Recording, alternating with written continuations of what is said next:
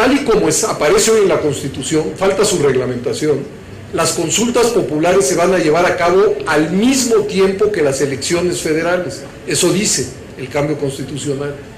Imagínense que a las próximas elecciones de 2015 o 2018 fuéramos a votar no solamente por diputados, en un caso por presidentes, senadores y diputados, sino además a definir una serie de temas que se pongan a la consulta de la gente. Sin duda eso va a inyectarle vitalidad y sentido al propio proceso comicial, y en ese sentido pues va a ser como oxígeno para la propia democracia. Sobre las elecciones del 88, yo creo que las elecciones del 88 son centrales para explicar esta transición. ¿Por qué? Porque el 88 trajo una muy buena noticia y una muy mala. ¿Cuál fue la buena noticia, o buena para mí? Que la pluralidad política que había en este país ya no cabía bajo el manto de una sola organización partidista. Es decir, incluso con los resultados oficiales, que sabemos que sufrieron su maquillada, incluso con esos resultados oficiales, lo que aparece es un México diverso que ya no cabe bajo las siglas, el ideario y la organización de un solo partido político. Esa fue la buena nueva del 88. Pero ¿cuál fue la mala nueva del 88? Que ni las normas, ni las instituciones, ni los operadores políticos estaban capacitados para procesar con limpieza los resultados que emanaban de las urnas.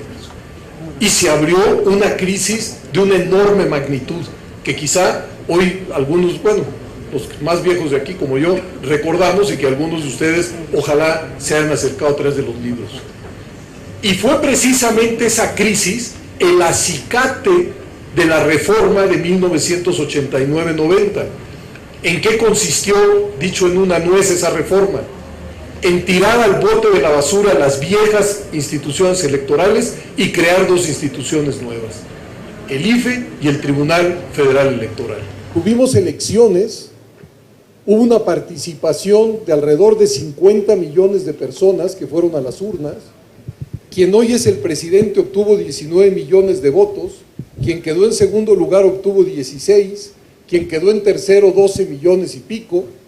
Es decir, volvimos a confirmar en las elecciones del año 2012 que México es un país con un pluralismo vivo.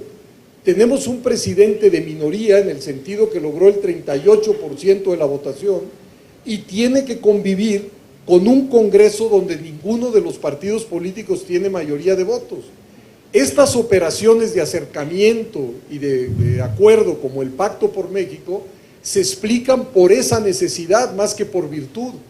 Es decir, dado que ninguna fuerza política, dadas las elecciones del 2012, tiene mayoría absoluta ni en la Cámara de Diputados ni en la Cámara de Senadores, todo lo que ustedes vean que avanza va a ser producto de un acuerdo, porque un partido en singular está privado, no tiene los votos, para hacer su muy particular voluntad.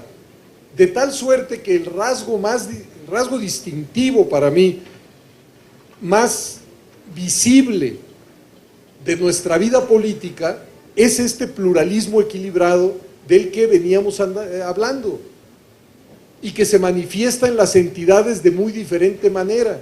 Hay estados gobernados por el PRI, gobernados por el PAN, gobernados por el PRD, hay algunos gobernados por coaliciones. En casi todos los estados tenemos gobernadores de un partido que coexisten con presidentes municipales de 3, 4, 5 y a veces hasta 7 partidos diferentes. Tenemos congresos locales también donde no hay mayoría absoluta de nadie, y en otros donde sí algún partido político tiene mayoría absoluta.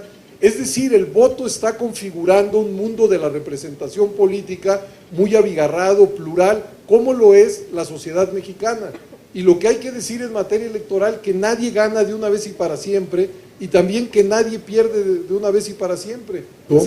Señala el compromiso de construir un Instituto Nacional Electoral que vendría a sustituir a los institutos locales y incluso también al Instituto Federal Electoral. A lo mejor dicho, el Instituto Federal Electoral se convertiría en el Instituto Nacional Electoral. Como ustedes saben, hoy tenemos un instituto federal y 32 institutos locales. Se han dado dos razones para esa operación política.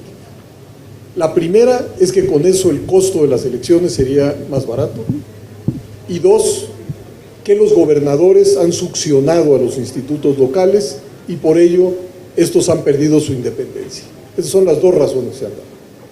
La primera es la que tiene que ver con el costo.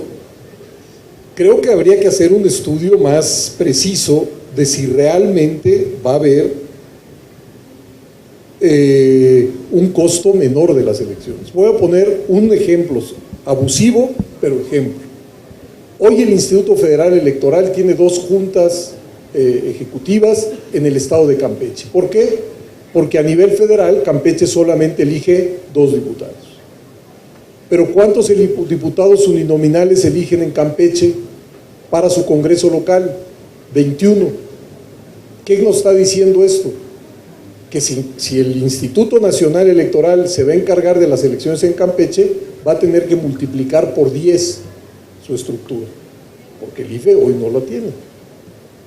Entonces, en términos económicos se hacen una serie de cuentas alegres que habría que tratar de documentar. Pero la verdad, a mí no es el argumento que más me conmueve. No creo que una operación política de esa magnitud, el criterio fundamental para juzgarla sea el ahorro o no. Pero eso es lo que he escuchado. Bueno, lo que han escrito incluso. El otro tema sí es importante, que es el de la autonomía de los institutos locales. Creo que se hace un diagnóstico demasiado agregado de lo que pasa en los estados, porque en los estados, la verdad, hay institutos con muy distintas características. Pero demos por bueno el diagnóstico, concedamos, como dicen los abogados. Si ese es el diagnóstico, la pregunta es si la receta es la adecuada. Es decir, si carecen de autonomía, la receta no debería ser cómo hacemos para fortalecer su autonomía, más que borrarlos del mapa. Y hay muchas fórmulas. Una que se me ocurre sería llevando a la propia Constitución, al artículo 116, pues una serie de disposiciones que tendieran a fortalecer a los órganos electorales locales. Así que yo les agradezco mucho. Este ha sido un foro muy participativo, un foro que invita a la reflexión, y decirles que esto es lo que enriquece a una casa de estudios pública, la posibilidad de contar con puntos de vista que nos sirvan a todos para continuar adelante en lo que nos toca a cada uno bajo responsabilidad. Muchas gracias por su libro y muchas gracias por su plática aquí en esta Feria Universitaria del Libro. Gracias, José.